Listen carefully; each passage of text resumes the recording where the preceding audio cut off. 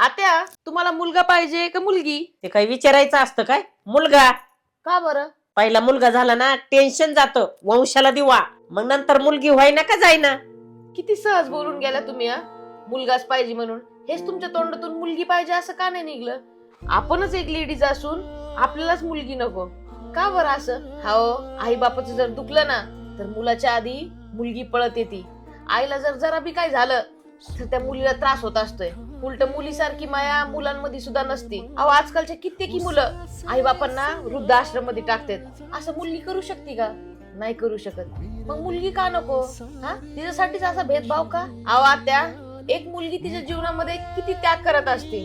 लग्नाआधी आई बापासाठी जगते, लग्नानंतर सासू सासऱ्यांसाठी आणि नवऱ्यासाठी, त्यानंतर लेकरं बाळ होतात, मग लेकरांसाठी जगते. आणि एवढं करून सुद्धा जे तोंडावरती हसू असतं, ती कधी सुद्धा सांगत नाही की माझ्या मनाला काय त्रास होतोय.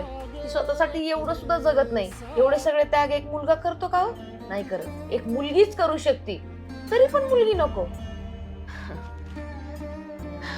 मला तर मुलगीच पाहिजे.